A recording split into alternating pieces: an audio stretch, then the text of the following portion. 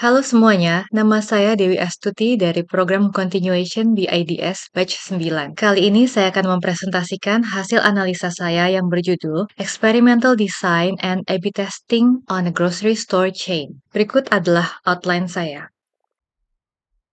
Dalam konteks jaringan supermarket, objektif utama dari proyek ini adalah kerangka eksperimental dan pengujian AB pada situs jaringan. Pengujian AB untuk meningkatkan minat pengguna dalam mengunduh aplikasi seluler dan mendaftar ke program loyalitas. Manajer ingin mengetahui apakah dengan mengubah tampilan visual tombol aplikasi dapat meningkatkan aktivitas pengunduhan. Di sini kita lihat di sebelah kiri adalah tautan lama yang mengharuskan pengguna untuk mengajukan permintaan tautan melalui SMS yang akan dikirim ke nomor telepon pengguna. Sementara di sebelah kanan adalah desain tautan baru yang akan mengarahkan pengguna langsung ke tombol pengunduhan aplikasi. Tujuan eksperimen adalah untuk melihat apakah dengan memodifikasi tautan pada tombol dapat menciptakan alur yang lebih sederhana yang membuat pengguna lebih tertarik untuk mengunduh aplikasi. Alurnya adalah pengguna mengunjungi website, pengguna melihat opsi untuk mendownload melalui App Store atau Google Play, kemudian pengguna memencet opsi pengunduhan tersebut. Metrik yang digunakan ada 3. Goal metric atau metrik sasaran adalah jumlah pengguna, di mana kita akan mencari jumlah pelanggan yang mengunduh aplikasi seluler dari platform mereka dan mendaftar dalam program loyalitas. Metrik sasaran ini tidak hanya mewakili inti bisnis perusahaan yang terkait dengan peningkatan angka, namun juga memfasilitasi komunikasi efektif dengan para pemangku kepentingan seperti manajer, eksekutif, dan tim internal, sehingga mereka dapat mengukur sejauh mana misi atau tujuan telah tercapai. Metrik kedua adalah driver metrics atau metrik pendorong. Metrik ini mengukur faktor yang berdampak langsung pada kinerja bisnis dan metrik ini bersifat sensitif. Penghitungan click-through rate (CTR) atau rasio klik tayang mengidentifikasi pengguna yang mengklik tautan unduhan aplikasi seluler dari situs web. Driver metric atau metrik pendorong. Metrik ini mengukur faktor yang berdampak langsung pada kinerja bisnis dan metrik ini bersifat sensitif. Perhitungan click-through rate atau CTR atau rasio klik tayang mengidentifikasi pengguna yang mengklik tautan unduhan aplikasi seluler dari situs web, membaginya dengan total pengguna situs web, dan mengkalikannya dengan 100. Metrik ketiga, guardrail matrix atau metrik pembatas, bertindak sebagai pemeriksaan kelaziman terhadap hasil eksperimen, memantau potensi ancaman, dan memberikan peringatan jika ada hasil yang salah. Jika waktu pemuatan aplikasi seluler meningkat beberapa milidetik, maka tingkat kepuasan akan menurun dan pengguna kemungkinan besar akan meninggalkan opsi pemasangan aplikasi seluler sehingga mengakibatkan perusahaan kehilangan pelanggan dan menimbulkan potensi kerugian. Dalam tahap hipotesis ada 2 bagian. Pertama, tentukan varian. Dalam senario ini, varian kontrol adalah tautan asli yang sudah ada. Varian treatment adalah tautan baru yang menyediakan opsi untuk mengunduh aplikasi. Kemudian mendefinisikan hipotesis. Hipotesis 0 adalah rasio CTR pada tautan baru sama dengan atau lebih kecil dari tautan yang sudah ada. Sebaliknya, hipotesis 1 atau alternatif menyatakan bahwa CTR pada tautan baru lebih besar dibandingkan dengan tautan yang sudah ada. Dalam tahap desain ada 4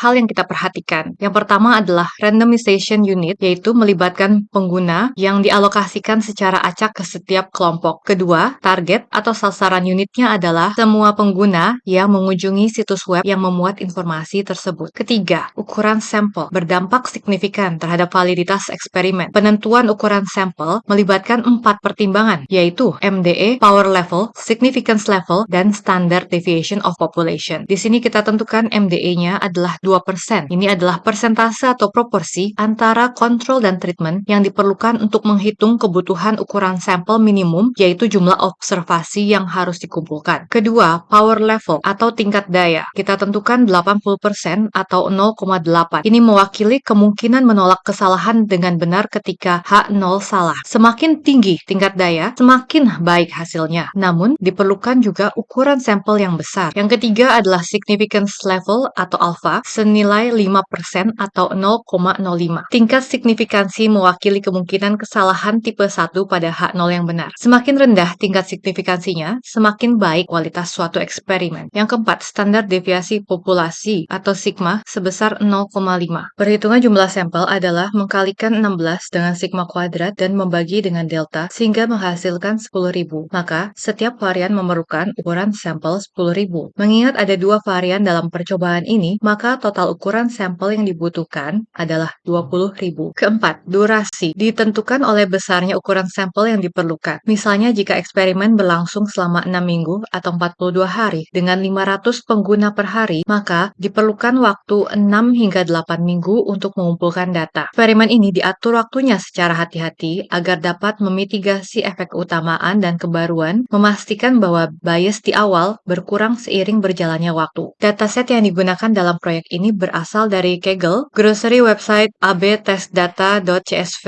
yang berisi 184.588 record dengan 5 variabel. Variabelnya adalah record ID, IP address, login flag, server ID, dan visit page flag. Menentukan jumlah sampel, kita akan mencari sampel dengan 3 langkah berikut. Pertama, kita lakukan exploratory data analysis guna memastikan kualitas data yang mencakup mencari data hilang, data terduplikasi, serta mengecek tipe dan deskripsi data. Hasilnya data bersih, tidak ada value yang hilang. Sekarang ada 99.516 data tanpa duplikasi dan sekarang data siap digunakan. Pengecekan tipe data. Ada 2 tipe, yaitu record ID, login flag, server ID, dan visit page flag adalah integer dan IP address adalah object. Dalam deskripsi data, terlihat tidak ada outlier yang menunjukkan bahwa kumpulan data yang sudah dibersihkan dan relatif bebas dari nilai ekstrim. Oleh karena itu, kita dapat melakukan analisis lebih lanjut. Langkah kedua adalah distribusi data. Kami memeriksa jumlah pengguna dalam kelompok kontrol dan treatment. Server ID 1 dikelompokkan menjadi treatment group dan server ID 2 dan 3 ke control group. Dari situ didapatkan 66.287 data ada di kelompok kontrol. Ada 33.229 data pada kelompok treatment. Langkah ketiga, pengambilan sampel data. Menggunakan teknik simple random sampling, kami mengalokasikan 10.000 pengguna di masing-masing kelompok kontrol dan treatment. Kemudian kita siap untuk melakukan analisis berikutnya. Menghitung click-through rate atau CTR atau rasio klik tayang untuk kedua grup. Perbandingan antara kelompok kontrol dan treatment kemudian difasilitasi melalui kode tertentu dan dilanjutkan dengan pembuatan visualisasi untuk pemahaman yang lebih jelas mengenai CTR pada setiap varian. Pada kelompok kontrol hasilnya 508 pengguna dan kelompok treat berjumlah 667 pengguna. Langkah ketiga, kita melihat perbandingan CTR pada setiap varian melalui box plot. Dapat terlihat perbandingan CTR yang cukup seimbang pada kontrol dan treatment. Langkah keempat adalah melakukan simple ratio mismatch atau SRM dengan uji chi-square. SRM adalah skenario di mana proporsi sampel untuk kelompok kontrol dan treatment yang didapatkan berbeda dari yang dirancang. Pertama, kita melibatkan perumusan hipotesis nol dan hipotesis alternatif dengan yang satu menyatakan SRM tidak terdeteksi dan yang lainnya menyatakan bahwa SRM ada. Kedua, menghitung statistik chi-square yang mewakili penyimpangan yang diamati dari yang diharapkan. Hal ini melibatkan adaptasi dan pembagian pengurangan. Chi-square didapat dari sigma kuadrat selisih nilai yang diamati dengan yang diharapkan dibagi dengan yang diharapkan. Selanjutnya, menetapkan kriteria keputusan. Untuk membuat keputusan statistik, pertama, kami bandingkan statistik chi-square dengan nilai kritis. Jika nilai chi-square melebihi nilai kritis, hasilnya signifikan secara statistik. Kemudian kami membandingkan p-value dengan alpha. Jika nilai p-value lebih kecil dari alpha, maka menolak H0. 3. Derajat kebebasan dihitung dengan mengurangi baris sebesar 1 dikalikan dengan kolom dan selanjutnya dikurangi sebesar 1. Dari perhitungan tersebut didapatkan bahwa SRM tidak terdeteksi. Selanjutnya kita lakukan uji hipotesis. Ada 5 langkah. Langkah pertama adalah menentukan hipotesis 0 dan hipotesis alternatif. Seperti yang sudah disebutkan di slide sebelumnya, hipotesis 0 adalah jika CTR link baru seperti di gambar bukan teks lebih kecil atau sama dengan link yang sudah ada. Hipotesis alternatif adalah jika CTR link baru seperti di gambar bukan teks lebih besar dari link yang sudah ada. Setelah itu kita menentukan Z kritis, set statistik, dan nilai P untuk komputasi. Ketiga, dalam uji hipotesis alternatif kita gunakan larger atau lebih besar untuk menunjukkan bahwa CR baru lebih besar dari CR lama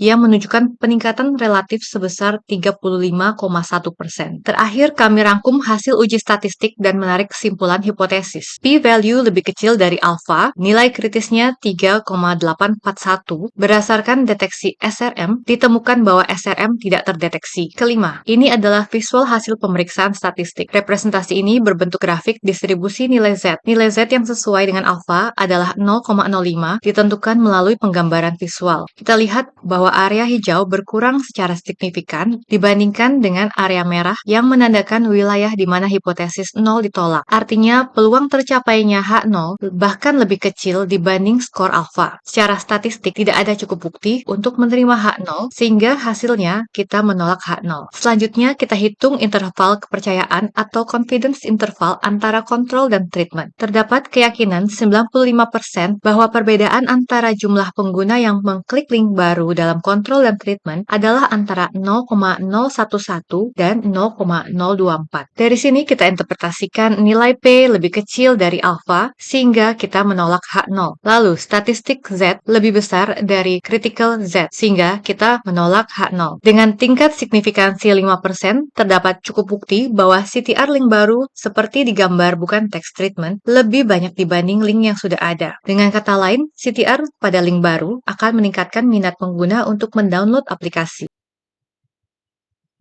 Kesimpulan, pertama, meski hasil uji statistik menunjukkan signifikansi dengan nilai P 0,05, signifikansi praktis sangat penting dalam pengambilan keputusan. Dua, sumber daya dan biaya yang terkait penting untuk dipertimbangkan saat menerapkan perubahan. Jika biaya untuk memodifikasi tombol aplikasi ini jauh lebih besar dari manfaat yang akan didapat, maka perlu dipertimbangkan kembali untuk melakukan perubahan tersebut. Jika perubahan tersebut seperti menghilangkan tombol aplikasi secara nyata meningkatkan kinerja sebesar 1% atau lebih, maka perubahan tersebut akan menjadi modifikasi yang praktis dan bermakna. 4. Berdasarkan hasil yang diperoleh, jelas bahwa pengenalan fitur baru ini layak untuk diterapkan. Kedepannya, rekomendasi utama adalah untuk meningkatkan keterlibatan pengguna dengan aplikasi. Ini dapat dicapai dengan memodifikasi varian halaman default seperti dengan mengubah tata letak atau konten. Selain itu, bisa juga kita gabungkan ulasan positif dari pengguna lain sehingga pengguna yang baru dapat berkontribusi pada peningkatan pengalaman pengguna. Kedua, mengubah deskripsi aplikasi di website seperti pemberian tema atau judul atau deskripsi manfaat dari penggunaan aplikasi tersebut. Ketiga, melakukan perubahan keseluruhan terhadap tampilan dan isi dari website, termasuk dengan melakukan perubahan pada layout dan desain. Melakukan modifikasi pada website agar menyesuaikan dengan target pasar. Dengan mengubah tampilan dan isi website sehingga bisa lebih menarik bagi kelompok market tertentu yang berpotensi untuk mengunduh aplikasi. Perubahan tampilan website menyesuaikan dengan target market ini bisa menjadi rekomendasi untuk percobaan di kemudian hari.